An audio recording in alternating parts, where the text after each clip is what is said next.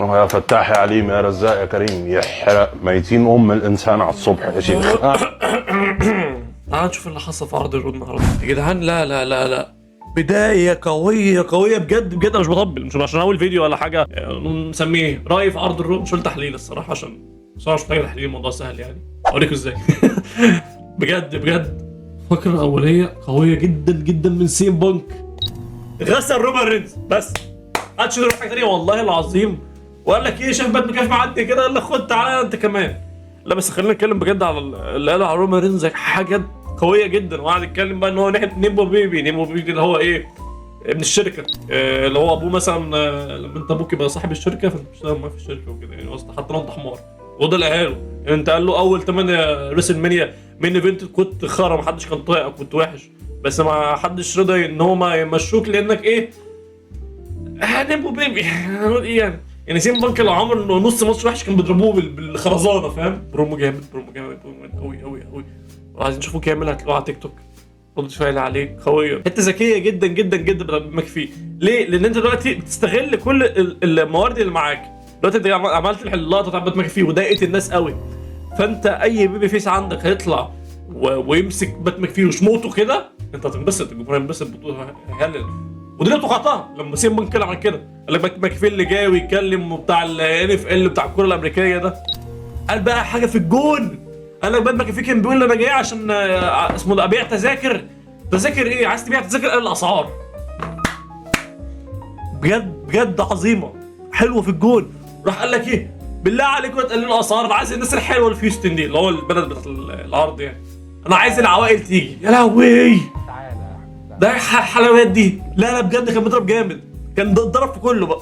ده ضرب في رومان، ده ضرب في بات مكافيه، ضرب في تكي او، ضرب في فينس ماكمان. جاب فينس ماكمان ان هو ايه، ان رومان الكلب بتاعه وفينس ماكمان كان بيعملوا دراي فود عشان ياكله.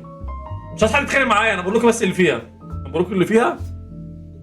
بجد بجد سين بانك شال العداوه وشال رومان رينز، وقعد يقول له انت لازم تكسر بيا الترابيزه، يبقى لازم معاك قرايبك، انا كسرت بيك الترابيزه لوحدي. وشغل عالي قوي.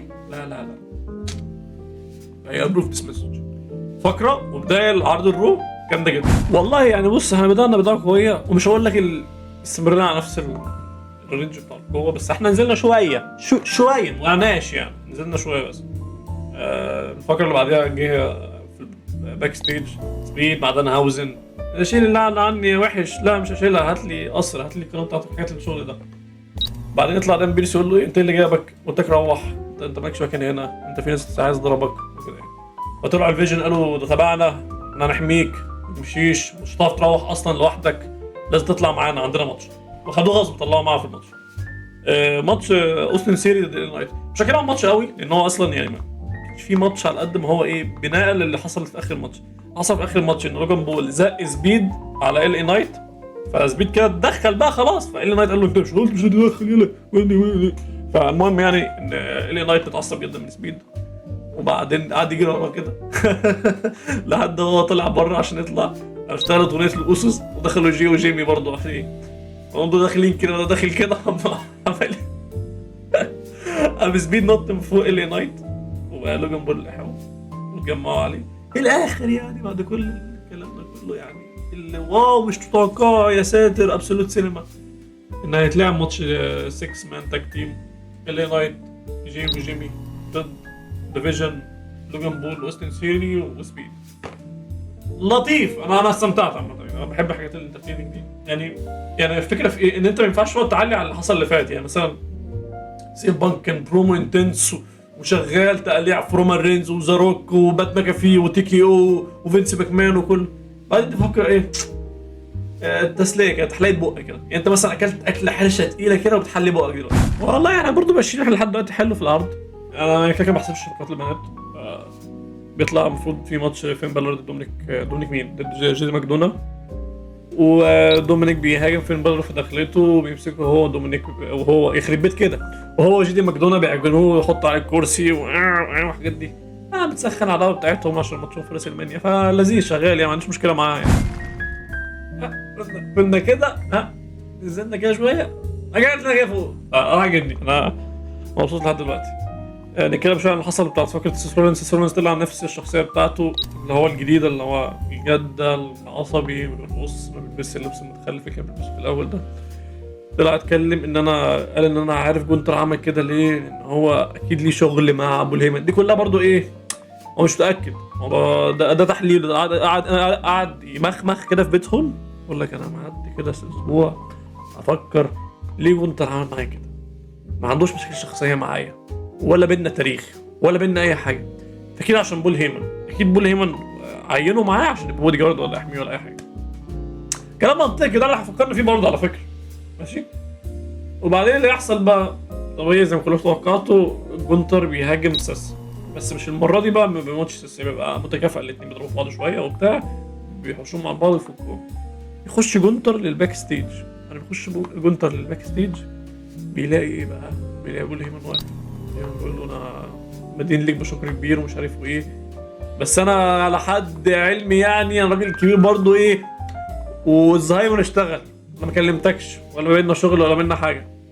قال له انا عارف، انا ليا اسبابي بس مش زي اسباب اللي ساسي ولا في حوار، في لغز عامه في الاخر يعني. وقال له انت مش مدين ليا بس بشكر كبير، انت مدين ليا بكتير. الله على الكافيه يا جونتر. فبس لسه انا برضه الاسابيع الجايه ليه جونتر عمل كده.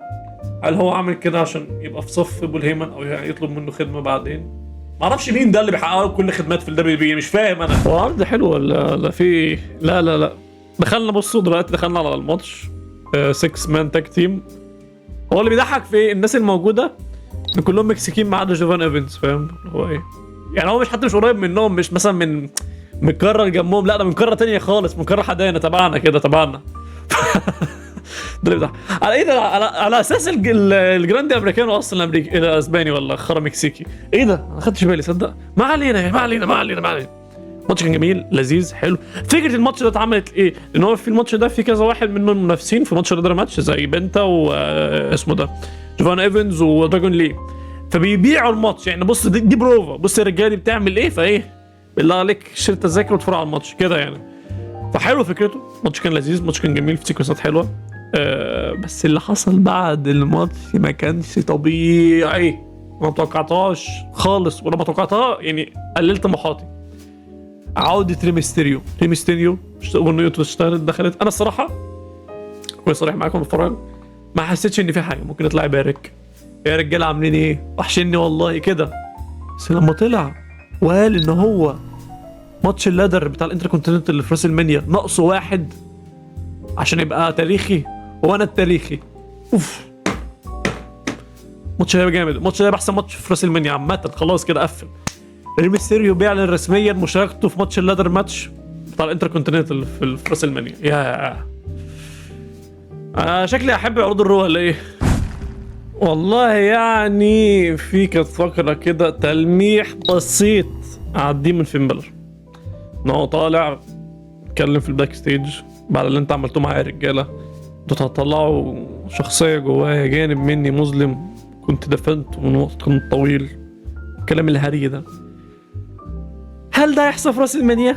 انا ما اعرفش، هم بيعملوا كده عشان يبيعوا الصراحه يعني. شوف بيشوفوا ايه الجمهور اللي كان يموت عليه. يا فاكرين ما الناس من مش عارف من 10 سنين كانت بتطلب ديمون فين بلر، طب ما نديهم ديمون فين بلر طيب عشان يبيع التذاكر. حركه قرعه الصراحه يعني اتمنى يرجع. انا اتمنى منهم، مش حكايه ان هو يرجع ولا لا، اتمنى لما يرجع فعلا بكرامه، ما يرجعش يتهز او ما يرجعش المره واحده كده، فاهم؟ ف بس المين ايفنت بتاع الكونتراكت سايننج بتاع اوبن فيمي وبروك ليزنر خلينا نخش فيه. مين ايفنت عرض الرو، والله يا وين هو بص هو مش وحش قوي، بس هو كان فيه مشاكل عشان هو مين ايفنت، لان الوقت بتاعهم خلص معانا، المفروض نتفليكس مفيش وقت والكلام ده، ما كانش فيه توقيع في العقد، ما اعرفش ليه يعني. تريبل اتش طلع ما عملش حاجه، حتى ما حش استخبى لما الاثنين عجنوا في بعض. هو حرفيا اوبا طلع، بروك ليزنر ضربه، مسكوا في بعض، كسروا ترابيزات، كسروا كراسي وبس. ودي الفقره بتاعت المين ايفنت. اتمنى يكون رايي في العرض عجبك، لان مش تغطيه قوي، لان انا مش همسكش الديتيلز وافصص فيها، انا بقول لك بس خلاصه كده الزبده الحته الطريه. لو الفيديو عجبك ما تنساش تعمل لايك كومنت سبسكرايب، ولو عايز تشوف رد فعلي على العرض على التيك توك رد فعل كل اللقطه لايف، عشان ما اعرفش انزل حاجه هنا دي عشان على اليوتيوب عشان ما يزعلش. وبس. يلا مع السلامه. شوف وشك بخير. عايز اروح انام. عايز اروح انام. عايز اروح انام. عايز اروح انام.